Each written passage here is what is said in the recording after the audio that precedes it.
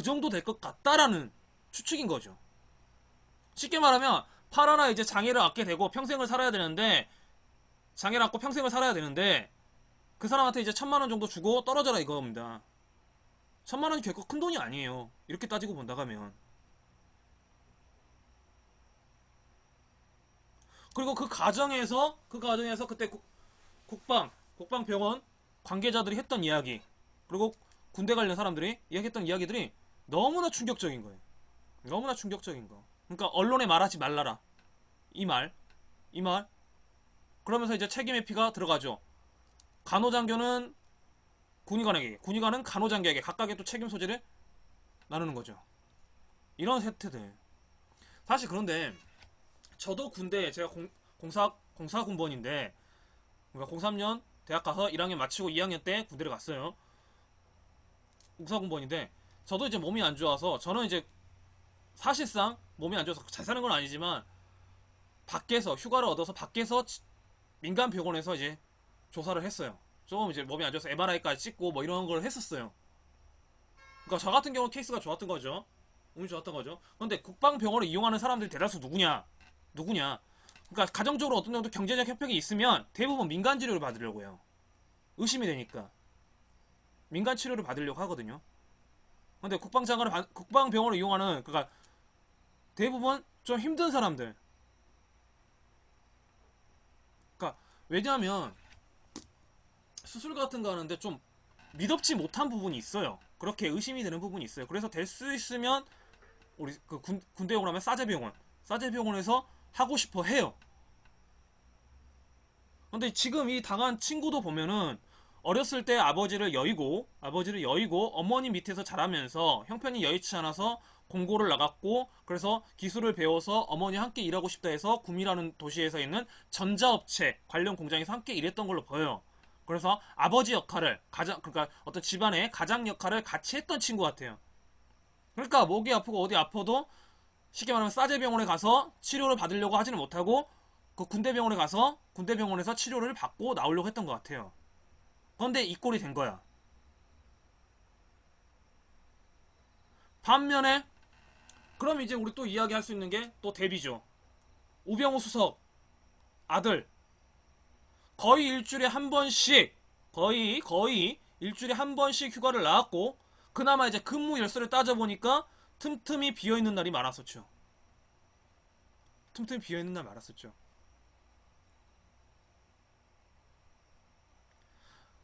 그런 친구가 국방병원 가서 뭐 의경이니까 뭐 이제 분야가 다르니까 뭐 그럴 수도 있겠지만, 만약 그 친구가 만약 군대, 그러니까 지금에 있던 김병자가 같은 군대 들어왔을 때, 만약 들어왔다고 했을 때, 가정으로 했을 때 국방병원에서 치료를 받을까요? 아프면 알아서 큰 병으로 데려가지 않을까? 나는 그런 생각도 들어요. 그러니까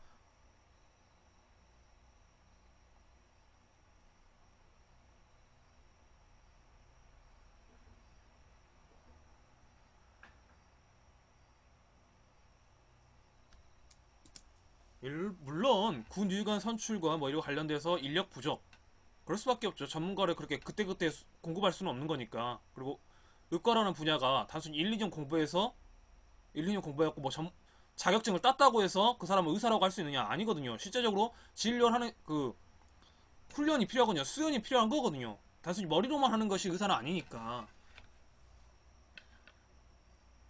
그러니까 기본적으로 10년 정도로 공부하잖아요. 10년 정도 공부를 하고 이제 진료 경험 쌓고 이런 것인데 수급하기 어렵죠. 군의관으로서. 오히려 그러니까 저는 전문 군의관 제도가 필요하다. 전문 군의관 제도. 그러니까 우리 교도소에 의사를 두는 것처럼, 그러니까 민간 의사가 왔다 갔다 하면서 왕래를 할 수 있는 것처럼 군대도 그런 의사들이 있어야 된다. 그리고 수급이 못 되면은 그 부대 부근에 있는 민간 병원과 연계할 수 있는 방안도 생각한다. 제도적으로. 그런데 이걸 할 의지도 할 계획도 국방부는 보이지고 있지 않다라고 저는 생각이 든다라는 거죠. 그리고 일단 군대에 있으면 치료 부분에 있어서는 어차피 세금으로 해줘야 되는 거 아닌가요? 군대에 의해서 하는 거니까. 뭐 일반 국방부 병원에서 하는 것도 일단은 뭐 개인 장병이 돈을 지불하는 건 아니니까 뭐 그렇다 치더라도 연계해서 치료를 받을 수 있게끔, 그래서 좀 더 높은 퀄리티를 군인 내부에서 가질 수 있게끔 이런 시스템이 돼야 되는데, 이 군의관 제도 지금 하고 있는 거 보면 삼자의 눈으로 보면 저는 주먹구구식일 것 같아. 뭔가 주먹구구식인 거. 그냥 그때그때 사건 있으면 그때그때 그냥 임시응변으로 처리하고 마는 것 같다는 느낌. 만약에 이 피해 어머니가 김병장 피해 어머니가 이거에 대해서 언론화 시키지 않았다면 우리 국민들은 이 사실을 알았을까요? 몰랐죠. 그럼 제2의 김병장, 제3의 김병장 나오지 말라는 법이 있을까요? 있었다는 거죠. 그러니까 더 붕괴가 된다는 거죠. 어떻게 믿고 내 새끼 내 동생 군대 보내겠어요.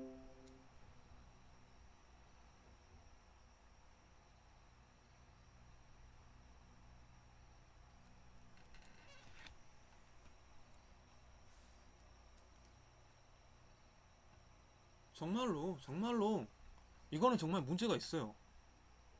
아니 솔직히 사드 설치할 돈으로 그 몇 조 원 드시면서 뭐 우리 돈 안 든다고 하지만 그 설치비 뭐 이런 거 따지고 보면, 그리고 미 이제 대선 주자 누가 될지는 모르겠지만 그 대선 주자에 의해서 호불호가 갈리는 것도 또 사실이잖아요. 또 그런 의심이 드는 것도 사실인 거고. 난 그걸로 우리 장병들 복지나 좀 해줬으면 좋겠어. 이런 군의관 문제부터 해서. 그리고 한 해 평균 그린캠프 보내는 애들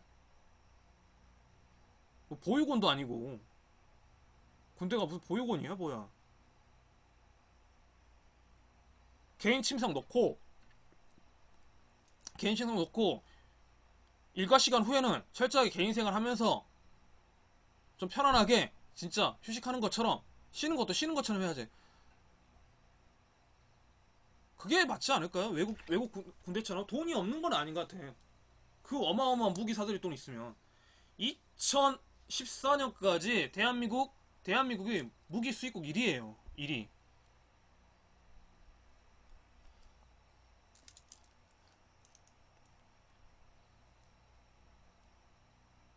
2014년 15년까지 1위예요. 1위. 무기 수입국 1위. 그 어마어마한 돈으로. 그런데 또 무기를 지금 하겠다 이 소린 거고. 나는 그래서 그러면 이제 까나든 게 이거다. 항상 아 미국은 우리의 혈맹국이다. 우리의 우방국이다. 6.25 때 도와줬다. 베트남 때 보낸 건, 이라크 노무현 때 했던 건, 그거 걔네들 무기 사준 건, 그럼 다 갚은 거 아닌가? 정치는 정치는 혈맹이니 뭐하는 감정적으로 하는 게 아니라 철저하게 실리주의로 가야죠. 실리주의로. 실리로 가야 되는데 실리가 아니야. 그러니까 지금 이따구로 되는 거고.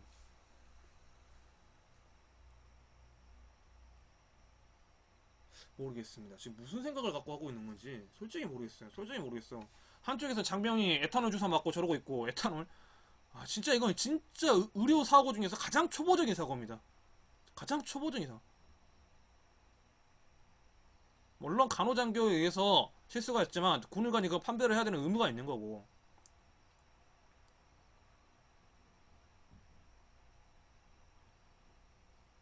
뭐 잠수정 뭐 이야기는 제가 좀 더 공부를 해야 될 것 같고요. 잠수정 이야기는 솔직히 아직은 잘 그 체득이 안 돼요. 지금 잠수정 이야기는. 여하튼 간에 그러면서 이제 또 다른 이야기를 또 해보자면, 우리 뭐 준비했지? 학생비리 이야기했고, 병자 액탄을 했고, 사드 반대 이야기했고, 사드 반대, 청년수당 이야기를 또 해봐야 되는데, 홍준표, 이분 지금 직책이 어떻게 되죠? 홍준표 전, 어떻게 해야 되지? 나 주민소환까지 내가 들었다는 소리는 들었었는데 이분이 또 막말을 하더라고요. 잠깐만요. 경북 도지사? 지금 현 도지사 맞나요?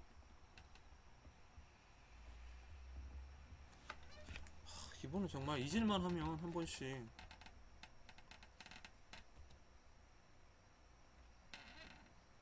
홍표 청년수당.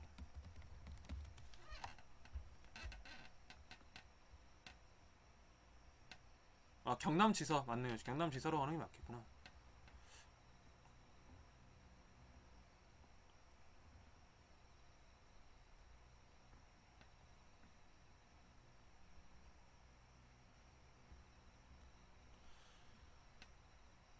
퍼퓰리즘 안 돼. 뭐 이런 식으로. 바돌키드님 반갑습니다. 아침에 있었던 아침에 방송을 제대로 못해서 좀 아쉬운 감 있어서 저녁 방송 열었어요. 경향신문 거 볼게요. 경향신문. 안녕하세요.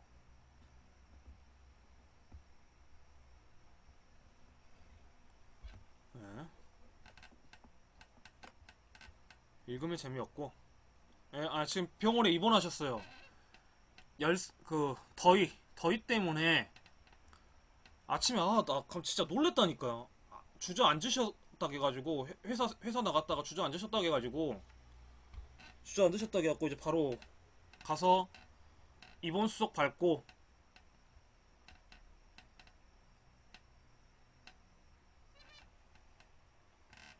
그래갖고 부랴부랴 나갔고 한 2-3일 입원해야 될 것 같아요. 그래서 내일도 이제 그 병원 한번 가봐야 될 것 같은데 뭐 그래도 그러니까 그렇죠. 갑자기 요새 너무 더웠잖아. 너무 덥고 좀 이제 어머니도 연세가 있으시니까 그, 아, 좀 그랬어요.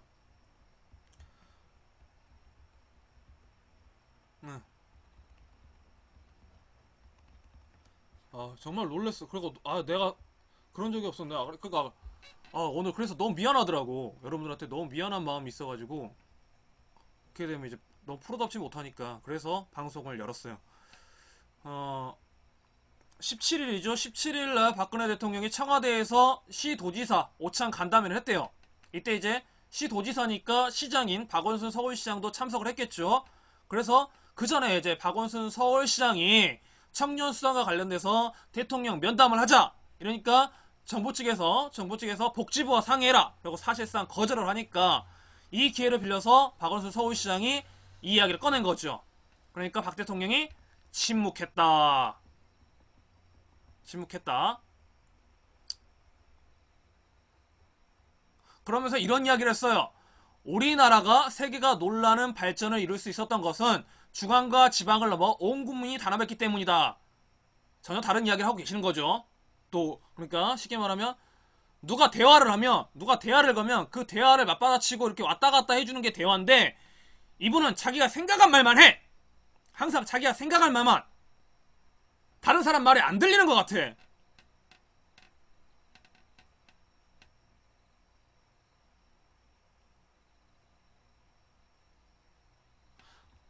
그러면서 이런 말을 합니다. 많은 도전과 난제들도 중앙과 지방이 손잡고 함께 노력하면 못 풀어낼 일이 없을걸. 그러니까 쉽게 말하면 뭐예요? 네가 하는 거 마음에 안 드니까 내가 한 거 하자. 이거죠. 맞춤형 복지, 보육 지원, 저출산 대책과 같은 정책들은 중앙과 지방의 효율적 역할 분담이 매우 중요한 만큼 시도지사에게 꼼꼼하게 챙겨달라. 꼼꼼하게 챙겨달라는 게 뭐예요? 결국은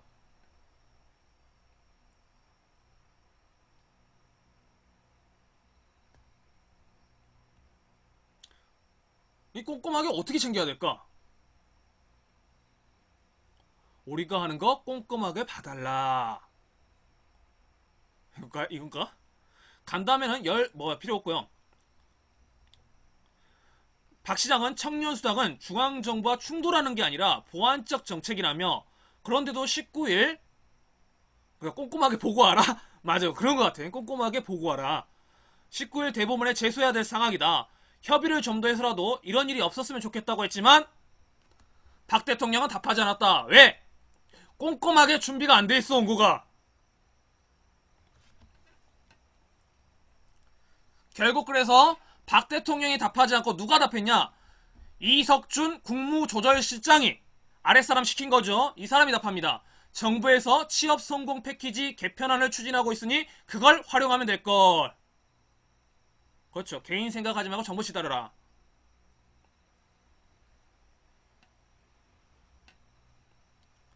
김성열 행정자치부 차관도 지방정부도 정부의 틀 안에서 하면 된다. 같은 말이죠. 그 다음에 우리의 스타 명스타 홍준표 경남지사는 서울은 돈이 많아서 현금을 줄 수 있는 모양인데 거기서 퍼퓰리즘 하면 우리같이 재정 자립도가 낮은 지자체는 어떻게 하냐. 에이씨. 할 생각은 있고, 할 생각은 있고.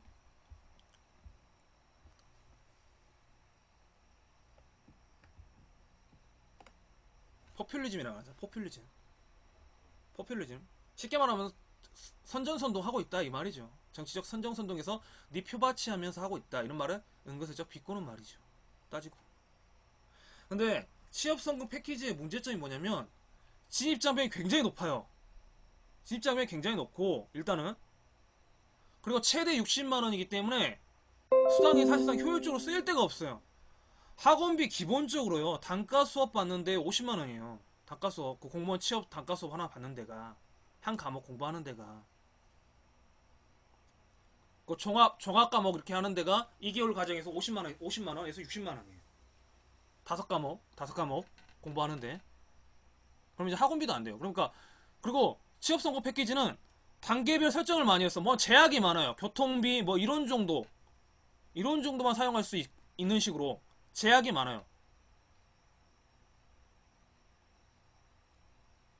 그러니까 거기에 있던 친구들이 다시 서울시에 신청하는 이런 기인상이 일어나고 있는 거야. 서울시는 그나마 그런 현상이라도 하고 있죠. 나머지 지자체는 어쩔 거야. 그러니까 효율성이 별로 없다는 거야. 청년들 생각에 취업성공 패키지의 프로그램은 진입장벽도 높고 실제로 해도 자기가 생각했을 때 체감적인 효율성이 없다라고 생각이 든다라는 거예요. 실제로 했던 사람들 이야기를 들어보면. 그러니까 이탈자들이 생긴다 이거죠. 이탈자가 생긴다는 이야기가 뉴스에서 또 나왔잖아요. 또 근거 없는 이야기를 하는 게 아니라 저도 좀 더 공부를 해야 되겠지만 이 취업 선고 패키지가 어떤 것인지 좀 더 공부를 해야 되겠지만 1단계, 2단계, 3단계 나눠서 실질적으로 돈이 지급되는 건 2단계 때 돈이 지급되는 걸로 알고 있고 3단계 때는 돈이 지급되지 않고 관계기관과 연계시켜주는 거 1단계는 뭐 계획안 써서 내고 그거에 대해서 뭐 이야기하고 그러니까 너무 높아 뭔가 복잡해 뭔가 듣기에도 그렇지 않아요? 뭔가 복잡하잖아요 1, 2, 3단계 해서 한다는 자체가 쉬워야죠 쉬워야죠 일단 그러니까 꼼수 같아 서울시 정책은 비판하고 싶고 박원순 죽이기는 하고 싶고 박원 서울시장 죽이기는 하고 싶고 그러면서 대안은 마련해야 되는데 약간 카피 비슷하게 해서 카피나 비슷하게 해서 청년들을 현혹하고 있는 건 아닌가 이런 생각도 저는 의심이 든다는 거죠 이런 생각도 든다 여러분들 생각은 좀 다를 수도 있겠지만 저는 그런 생각이 든다 그러니까 청년 문제니까 청년 수당 문제니까 어떻게든 이제 정부 쪽 이야기를 좀 해주고 싶은데도 불구하고 정부 쪽을 옹호를 할 수가 없다는 거예요. 뭐 옹호할 수 있는 건덕지가 있어야 옹호를 하는데 일단 진입장벽부터 높아버리니까 진입장벽 높다는 말은 제가 높다는 말은 그거예요. 까다롭다는 거예요. 까다롭다. 쉽게 내가 나 이거 한번 해볼까? 이런 게 아니라 하려면 이것도 해야 되고 저것도 해야 되고 안 할란다. 이런 식으로 간다는 거죠. 이런 식으로 갈 수밖에 없다라는 거죠. 그런데 방금 뭐 꼼꼼하게 해라. 꼼꼼하게 따르라.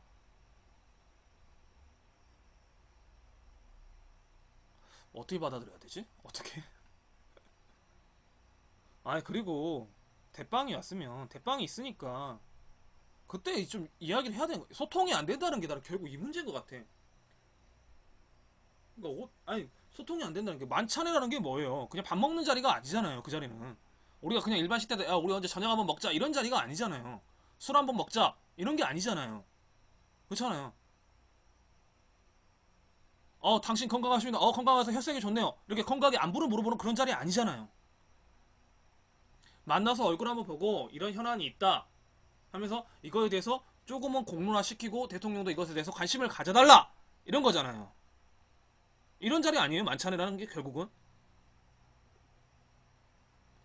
싹스핀 먹고 송로버섯 무슨 버섯이지? 송로버섯? 저 이번에 그런 음식이 있는 거 처음 알았어요.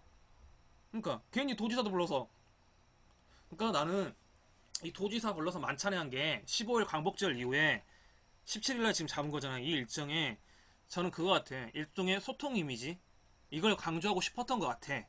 그 정부 쪽에서는 우리 이렇게 소통을 하고 있다. 지자체 간에 협의를 하고 있다. 이걸 보여주기 일정한 이것이야말로 포퓰리즘이 아닌가. 이것이 포퓰리즘이 아닌가. 왜? 그 전에 이제 전기세와 관련돼서 이야기하면서 송로버섯하고 이런 싹스핀 이야기 나왔었잖아요. 계속. 그러니까 그 이미지를 조금 바꿔보고 싶었던 것이지 않았을까? 이런 생각도 들어요. 뭐 그 전에 뭐 일정을 잡아놨기 때문에 그랬겠지만 꼭 그런 건 아니겠지만 그냥 아무 생각 없이 봤을 때 저는 그런 의심이 든다 이거죠. 소통하고 있다. 우리 소통하고 있다. 불통의 이미지가 아니라 소통의 이미지를 갖고 싶은데 지금 박원순 서울시장의 이거와 같은 거 보면 전형적인 불통이죠. 전형적인 불통. 또 불통인 거예요. 또 거기서 박 시장이 또 박 시장 박 대통령 하니까 헷갈린다. 박근혜 대통령을 비판하고자 한 건 아니잖아요. 그런 의도로 말씀드린 건 아니잖아요. 법으로 넘어가면 굉장히 이제 피 터질 수밖에 없는 거고 그렇게 되면 서로가 서로의 단점을 까발릴 수밖에 없는 거고 사실은 이혼 법정하고 똑같은 거 아니겠어요? 서로의 단점을 다 건드려내면서 거의 너 죽고 나 죽자 이런 식으로 갈 수밖에 없는 거니까. 그러니까 그거는 막자. 원활하게 대화를 할 수 있으면 대화를 하는 게 맞지 않느냐. 굳이 법적인 문제까지 들먹이면서 이렇게 하는 게 맞느냐. 이건데 결국 너 죽고 나 죽자 이런 식으로 가자. 이거잖아요. 말을 하지 않았다는 것은. 수첩을 하나 사드려야 될까? 수첩을 하나 사드려서 적어드려야 될까? 또 이러는 거 아니에요? 박 시장님, 대안을 마련해 오세요. 대안을. 성주 군민님, 대안을 말씀해 주세요. 908명이 삭발한 장면에서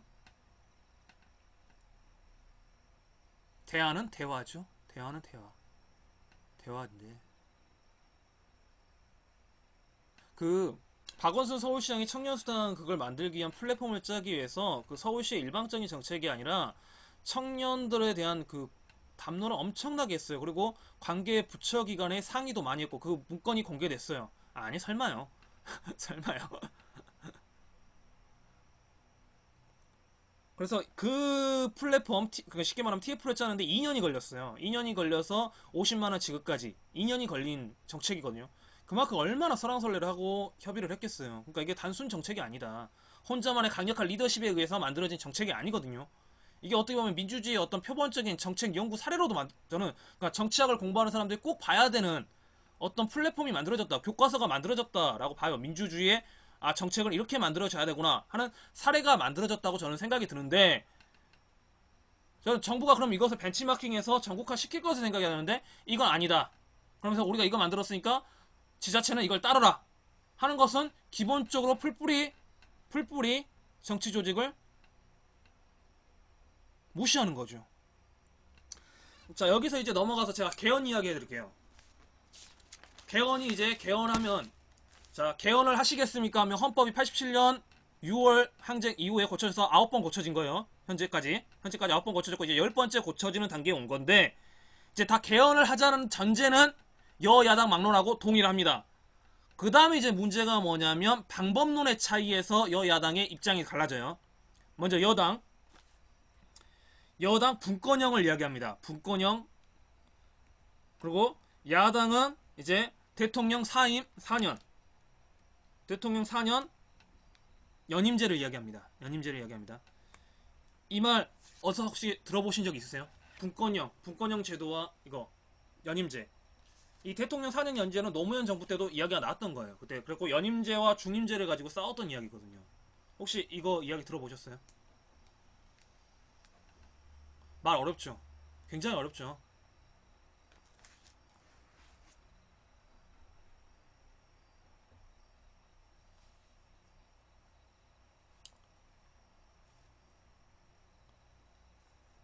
이 분권형이라는 그 플랫폼에 뭐가 어렵죠. 그쵸? 굉장히 어렵죠. 그러니까 이 분권형 딱 깔면서 이제 좋은 이야기 해준다. 지금은 너무 비리도 많고 우리가 청년 결백한 정치 지도자를 뽑기 위해서 이제 우리는 분권형을 해야 된다. 대통령은 쉽게 말하면 외교 그리고 안보 여기에 좀 집중을 해라. 정치는 그러니까 쉽게 말하면 내치 행정은 우리가 국무총리가 하자. 그래서 이것을 이제 두 가지로 나눈다 해서 이원 집정부제라고 합니다. 이원 두 가지로 나눠서 정부를 운영한다. 이렇게 간다 이겁니다. 그럴싸해요. 그쵸? 그럴싸해요. 그리고 이 총리는 누가 뽑느냐? 국회의원들에 의해서 뽑는다. 국회의원들이 뽑는다. 그러면 이 말의 꼼수가 뭐예요? 이 국회의원들 뽑는다 하면 수가 많은 국회의원들 쪽에서 총리가 나오겠죠. 총리가 나오겠죠. 그러면 이 개헌을 언제 시기하냐? 다음 대선 때부터 시기하자. 지금 야당이 됐다고 하지만, 야당이 지금 조금 많다고 하지만 사실상 이렇게 하고 국무총리가 된다고 하면 누가 될까요? 더불어민주당, 국민의당에서 나올까요? 아니면 정의당, 야3당 이쪽에서 나올까요? 아니면 새누리당 쪽에서 나올까요? 새누리당 쪽에서 나올까요? 그러면 국무총리는 당연히 새누리당 쪽에서 나오겠죠. 당연한 거겠죠. 지금 20대 국회 지금 현황을 보면, 20대 국회 현황을 보면 새누리당 쪽에서 나오겠죠. 결국 뭐냐? 지네들 통속으로 해먹겠다 이 소리 거고요. 그쵸?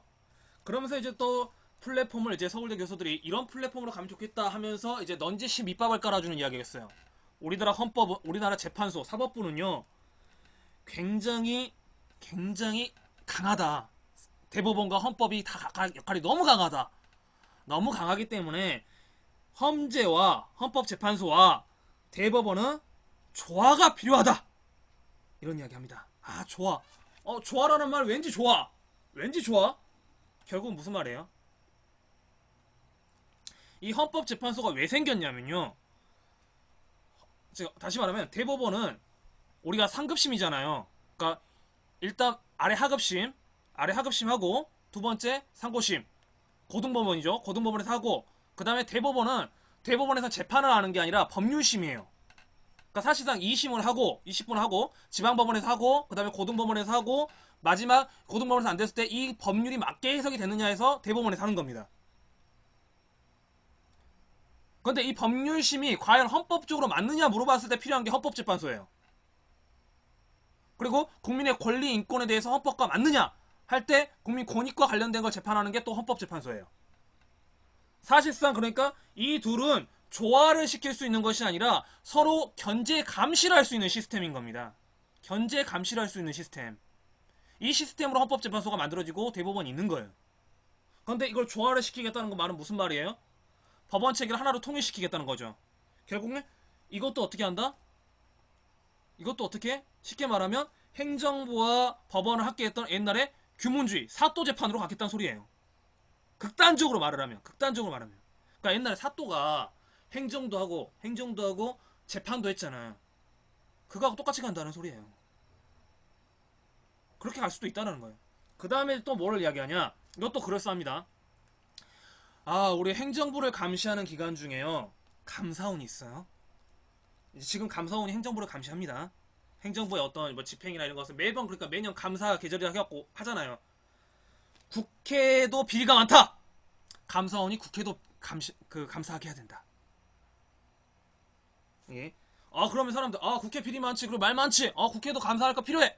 맞는 것 같아요. 그런데 이 감사원이라는 것은요, 물론 독립된 감사원법에 가면 독립된 기관은 맞습니다. 하지만 이 감사원의 본질은 대통령 직속기관이에요. 직속기관으로 설립이 돼 있어요. 대통령 마음대로 못한다 해서 법률은 돼 있지만 사실상 행정부의 기관이란 겁니다. 그러면 이 말은 무슨냐? 행정부가 국회를 감시하겠다는 거예요. 행정부가 국회를 감시하겠다요. 자, 행정부가 사법부로 갖고 있죠. 행정부가 국회도 감시하고 있다. 이건 뭐예요? 전형적으로 어떻게 된다거나 독재 플랫폼이라는 겁니다. 여기에 꼼수가 있다라는 거죠. 개헌의 이야기, 분권형에 이런 꼼수가 있다는 겁니다. 분권형 이야기. 그러니까 각자의 이야기를 보면 굉장히 다 그럴듯합니다. 다 좋습니다. 그런데 따져보면은 결국 이론체계, 독재체제로 가겠다는 소리거든요. 그래서 분권형은 무섭다. 그래서 그 대안은 뭐냐? 이 분권형에 대해서 할 수 있는 것이 지방개혁이거든요. 지방 풀뿌리 네트워크가 살아있어야 된다. 지금의 시민단체 모임이라든가 이런 시민운동이 다 중앙정부 쪽으로의 어떤 이슈가 있으면 몰려다니는 와 하는 것으로 나갔단 말이죠. 근데 그게 돼서는 안 되고 이제 지방 풀뿌리 네트워크가 만들어져야 된다. 그래서 이것들을 견제할 수 있는 세력들이 있어야 된다. 라는 쪽으로 가야 된다는 거죠. 그 다음에 이제 야당에서 내놓는 게 이거 좀 약해. 야당에서 하는 게 좀 약해. 네. 야당에서 하는 게 좀 약해. 4년 연임제. 그러니까 대통령이 한 번은 한 번 더 해먹으려면 전파는 잘할 수가 있게끔 만들어질 수밖에 없다. 이게 연임제거든요. 그때 당시 이제 당시 노무현 대통령이 할 때 같이 이제 반대 이야기로 나왔던 게 중임제예요. 중임제는 뭐냐? 쉽게 말하면 연임제는 내가 하고 그 다음에 선거에 나와서 통과를 해야 대통령이 되는 거죠. 그럼 떨어지면 선거에서 떨어지면 못하는 거예요. 다음에도 대통령 못하는 거예요. 근데 중임제는 뭐냐? 떨어지도 잠깐 넘겼다 다음에 또 한 번 대선에 출마할 수가 있는 거예요. 얼핏 비슷해 보이죠? 계속해서 그러니까 이 선거를 하면서 자신의 기기반을 만들면서 이것도 역시 독재로 가겠다는 거죠. 중임제가. 그러니까 중임제는 좀 위험해요. 중임제는 좀 위험한 구석이 있어요. 문제는 뭐냐? 저는 모르겠어요. 중임제를 좀 더 연구를 해봐야 되겠지만, 중임제를 좀 더 연구를 해야겠지만, 이 생각도 들어요. 만약에 내가 한 번 했어요. 그리고 두 번째 할 때 떨어졌어요. 다시 내가 한 번 했잖아요. 그러면 나는 이거 다시 한 번으로 해서 또 한 번 또 선거를 할 수 있는 건지, 중임제는. 아니면 거기서 끝나는 건지 아직 확실히 잘 모르겠어요. 아직 그 부분은 잘 이해가 안 돼요. 근데 내 생각에는 한 번 더 할 수 있지 않을까? 라는 생각이 들어. 그럼 계속 할 수 있다는 거잖아. 장기 집권이 가능해질 수 있는 시나리오가 아닌가. 이런 생각도 들어요. 그러니까 좀 공부를 해봐야 되기 때문에 아직은 중임제에 대해서는 좀 더 제가 공부를 해봐야 될 것 같아요.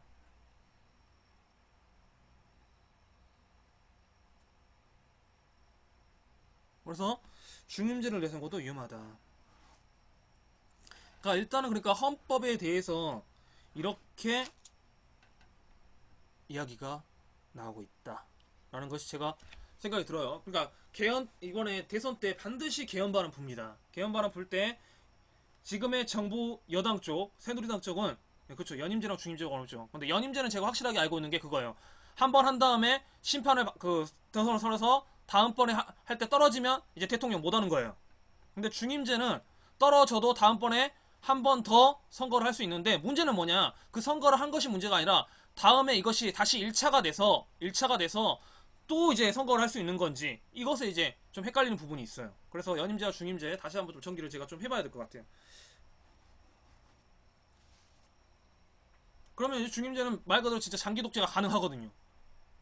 독재 시나리오 가능할 수가 있거든요. 그러니까 그렇게 되면은 또 안 되니까 이거 그러니까 이런 꼼수들이 있다. 아, 학원 지금 끝났어요? 이제 청소하고 계시는 건가? 바돌키드님? 아, 오늘은 12시까지 방송할 수 있을 것 같아. 아싸.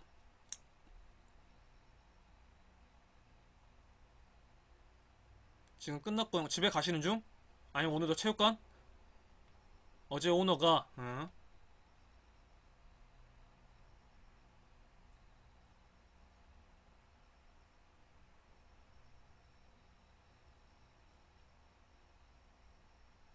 중임제 연인지 한번 알아볼까? 중임제 뭔지 인터넷에서.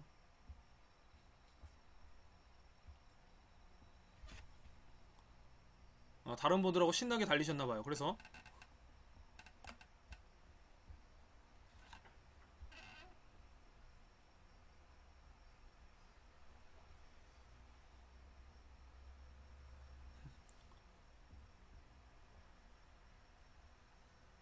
혹시 오늘 체육관 지키셔야 되는 거야?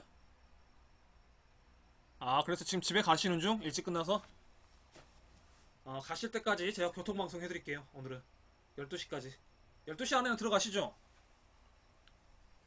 나하고 수다나 떨게. 아니요.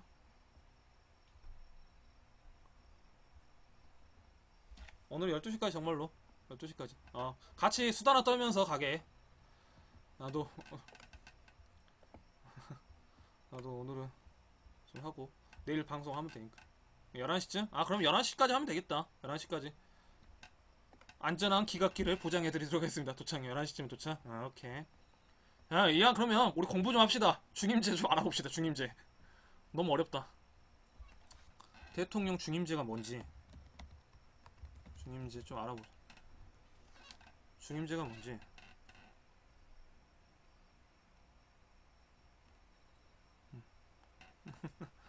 괜찮아. 아, 저는 괜찮아요. 오늘 좀 너무 그러니까 얘들이 말을 좀 너무 어렵게 만들어. 좀 나 같은 좀 무식한 사람 좀 쉽게 쉽게 알아볼 수 있게끔 좀 해주면 안 되나?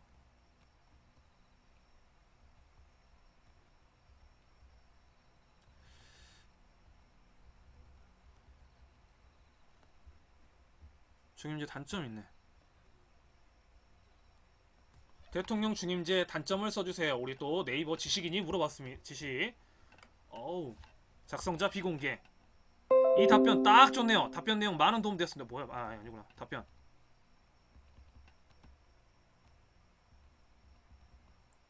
한 개의 답변이 있습니다. 뭘 봐. 아이씨. 쌀데기 없는 소리 났어.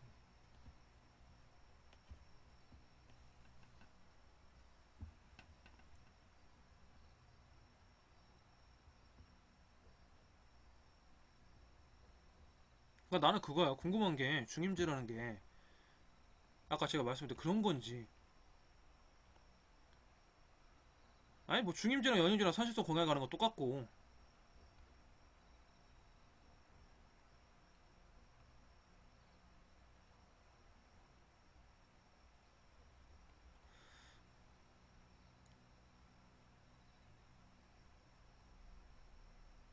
아 이거 이상해. 연임제와 중임제 차이점. 연임제와 중임제 똑같은 말 아닌데?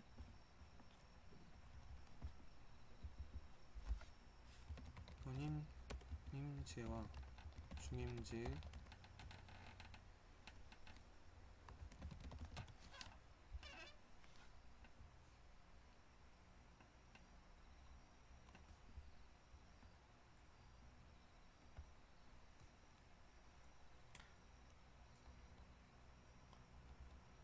일단 연임제와 중임제의 차이점에 대해서 설명하겠습니다. 연임제 연이어 출마만 가능, 중임제 건너디어 출마 가능. 그렇지? 이것까지 알아. 연임제는 현직 대통령이 재임 중에 치러지는 다음 대선에 출마해 당선될 경우 연이어 대통령직을 수행할 수 있다는 의미입니다. 즉 차기 대선에서 떨어진 경우는 다음 대선에 출마하는 것이 원칙적으로 차단됩니다. 중임제는 현직 대통령이 다음 임기를 연이어하는 방안과 더불어 차기를 건너뛰고 차차기에 출마해 당선될 경우 대통령직을 수행할 수 있다는 의미까지 담고 있습니다. 즉 한 차례의 대통령직을 마치고 물러난 후 정계에서 물러나거나 다른 활동을 하다가도 일정 시점에 다시 대통령직을 맡을 수 있다는 겁니다.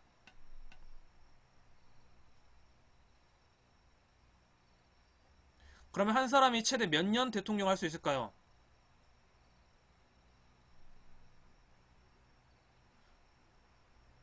2회까지 즉 8년까지 대통령 할 가능성이 있다. 물론 제한이 없는 나라도 있다. 중임제 같은 경우 계속 할 수 있다는 거야? 원래 2선까지.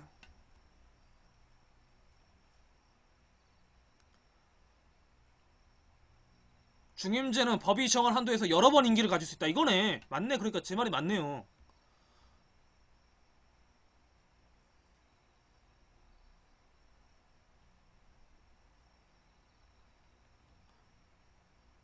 연이어 직권이랑 한 번 당선은 낙선이 퇴임을 한 번 더 할 수 있다. 두 번이란 규정이 또 두 번이란 규정이 정해져 있다.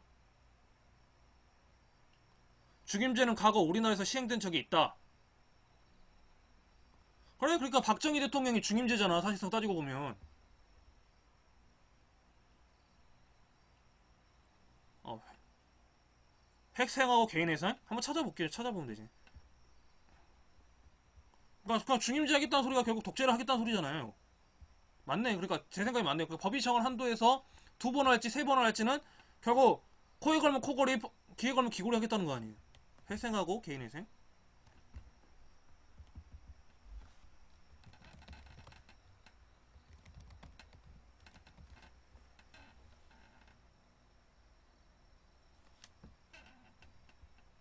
회생과 개인회생. 개인회생 개입파산.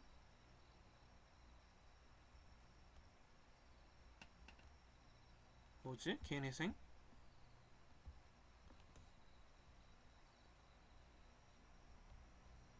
총채무액의 무담보 채무액. 너무 어렵다. 뭔 소리야. 어,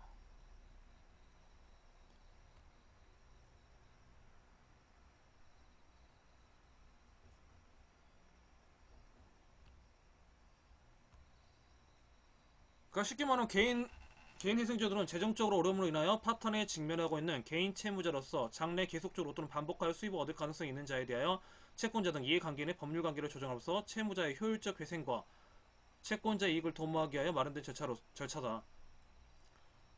총 채무액이 무담보 채무액 아이 뭐 너무 어렵다.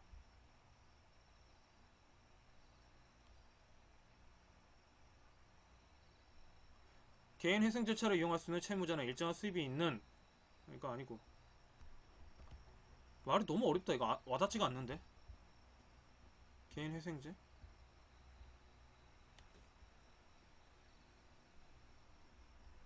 재정적 어려움으로 인해 파탄에 직면한 개인 채무자와 채무를 법원이 강제로 제조중에 개인 채무자의 회생을 도모하는 제도. 그러니까 아예 안 갚는 게 아니네.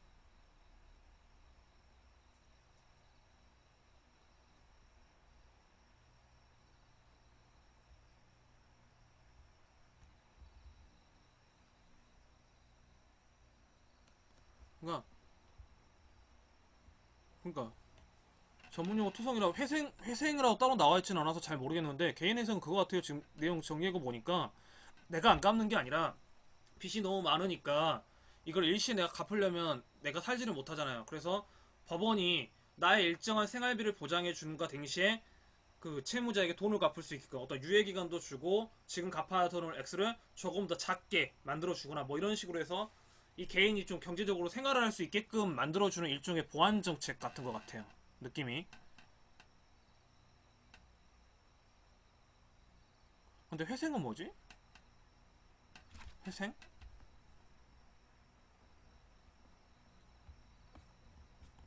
너무 이 전문 용어만 돼서 이거 알아먹으라는 거야, 말하는 거야. 이렇게 난 이거는 진짜 법률 용어 좀 쉬운 말로 좀 바꿨으면 좋겠어. 회생?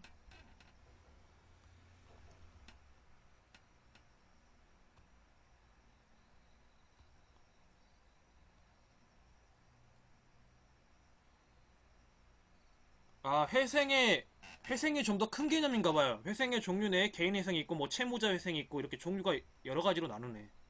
그러니까 회생이 좀 더 큰 개념이고 그 속에 개인 회생, 뭐 채무자 회생 뭐 이렇게 종류별로 나뉘나 봐요. 응. 왜 갑자기 뭐 누가 아빠 개요? 사채업자도 왔어? 또 미영 팀장님이 애들 보냈구나. 애들 풀었구나 지금. 에이 괜찮아. 무술 잘하니까. 나 같은 놈이야 도망가기 바쁘지 뭐.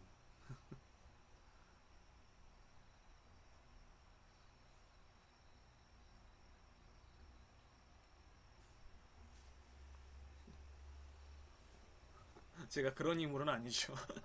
그러니까 아 잠깐만 한 5분만 좀 쉬었다가 음악 틀어드릴게요. 친구 한 애가 친구 한 애가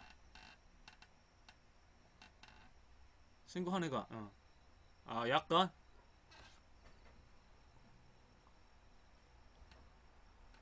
음악 일단 틀고 잠깐 5분만 좀 쉬었다가 쉬었다요. 좀 8시 반부터 계속 달렸네. 뉴스보다는 음악이 좋죠. 뉴스보다는 음악이 좀 저작권 안 걸리고 하는 걸로 해야지.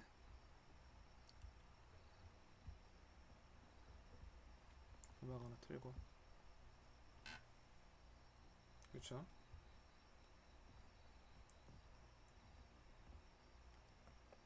좀 신나는 음악으로 신나는 음악.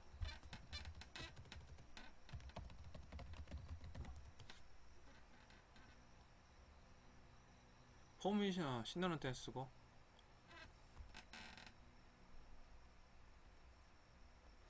저작권 안 걸릴만한 거였는데.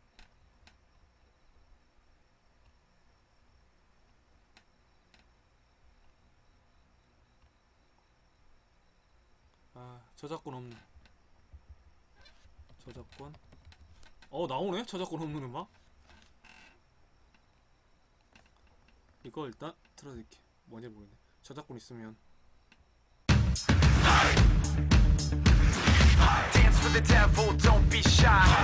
갖고 있는 사람들이 많은가 봐.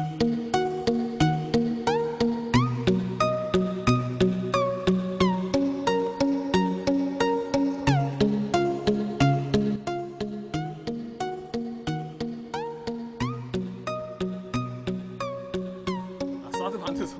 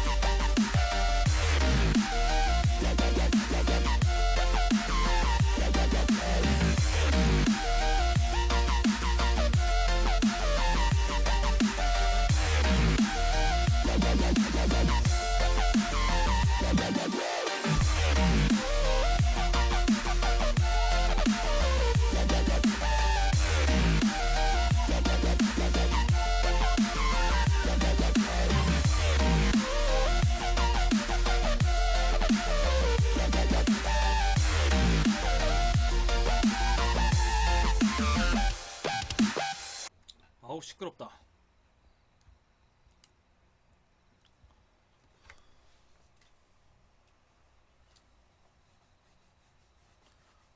기꼬막이 터져버릴 것 같아. 가만히 듣고 있었는데. 아,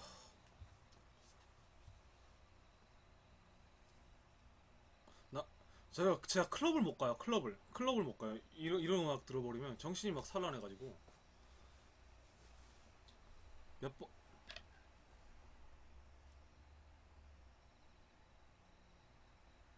나하고는 안 맞는 음악이야. 저작권 없다고 그래서 했는데, 책은, 가끔 가요. 역시 젊은 피 달라. 난 정신이 나가버릴 것 같아, 거기 들어가면. 어, 그리고 클럽에 귀신들이 많다잖아요. 귀신이. 귀신이 많다기 때문에. 어둡고 음습하고 음악 소리 좋아하고, 이런데. 그니까, 바돌키드님 만나는 사람이 산 사람이 아닐 수도 있어. 조심해. 무서운 이야. 귀신. 저녁이고.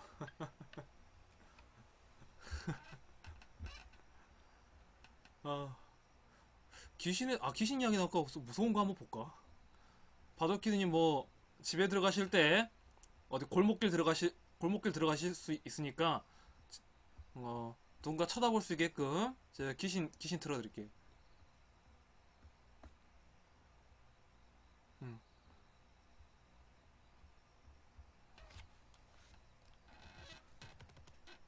귀신.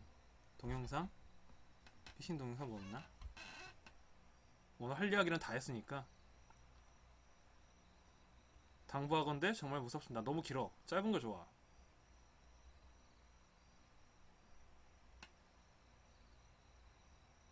이거 좋다.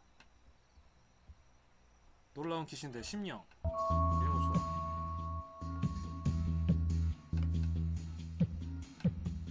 무서운 거 싫어해요? 알았어요. 나 안 볼래. 이거 진짜 무서운 거 같아. 나 안 볼래, 이거. 어, 방금, 진짜, 방금 진짜 무서웠어. 사진 봤어요? 어, 나 혼자 있어야 되는데? 보려고 그랬는데, 진짜, 방금 왔는데, 진짜 무서웠어. 나 너무 제대로 봤어. 안 볼래. 꿈짜 사나워. 이거 보지 말고 그냥 웃긴 동영상 보자, 웃긴 동영상. 웃긴 동영상이 좋아. 사람 웃고 살아야 돼. 그냥 괜히 바돌키드님 놀려주려다 내 꿈자리가 뒤숭숭해질 것 같아.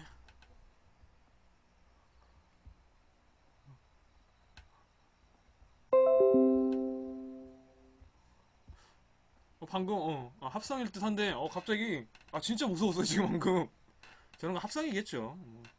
원래 심령사님 대부분 합성이니까. 그렇게 믿어야 돼. 웬만한 거 아까 안 놀리는데, 어,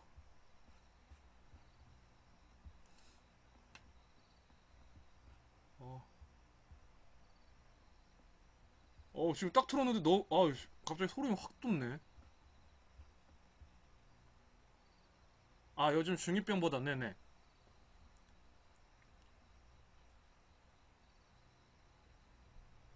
초사병이 무섭다는 말이 있어요? 애들 요새, 빠르죠? 근데 초사병은 또 뭐예요? 중2병은 난 나다, 뭐 이런 거잖아. 난 나다.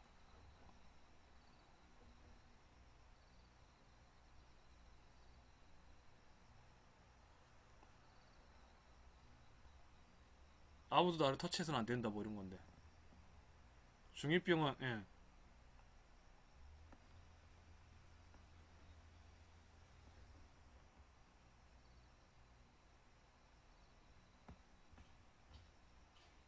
중학교 때 가벼운 사춘기라면, 응?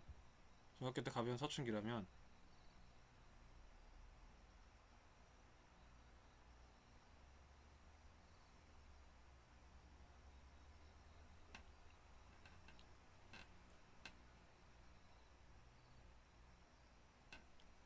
그 사진 괜히 봤어. 잘사기 너무 강하다. 내가 잠 못 자게 생겼네. 초사병은 애들이 빠른 성장 때문이랄까? 깜짝.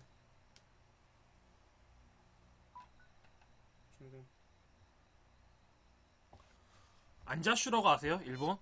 안자슈? 이거 요새 재밌던데.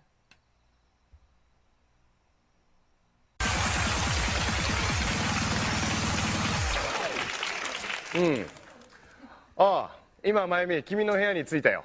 今日家で妻と話し合って、正式に離婚が決定した。2歳になる娘は向こうが引き取ることになったよ。これで2人の将来に障害がなくなった。早く帰ってきなさい。それじゃあ。もしもしもしもし、まゆみちゃん、今さ、まゆみちゃんのさ、家の前にいるんだけど、部屋行っていい？今部屋にいないからダメ？今、まゆみ、君の部屋に着いたよ。今日家で妻と話し合って、正式に離婚が決定した。2歳になる娘は向こうが引き取ることになったよ。これで2人の将来に障害がなくなった。早く帰ってきなさい。それじゃあ。もしもしもしもし、まゆみちゃん、今さ、まゆみちゃんのさ、家の前にいるんだけど、部屋行っていい？今部屋にいないからダメ？なんだよ、俺たち付き合って2ヶ月なのに全然会えないじゃん。じゃあさ、俺先に部屋入って待ってていい？보면 좀 힘들죠. 다른 거 틀어드릴게요, 그냥. どうしたの慌てて。 한국 거 틀어드릴까? お父さんが来てるからダメ？あ、ちょ、あれ、来ちゃった。なんかすげえ慌ててたな。でもお父さんいらっしゃってんのか。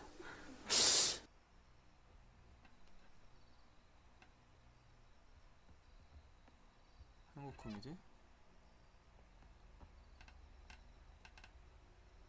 보고 있어요?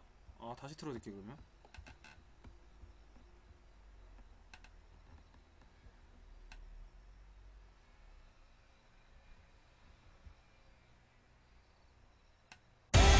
(2016) 리우 올림픽을 기념한 공식 버거 맥도날드 리우 195 버거로 라틴의 맛을 들어요.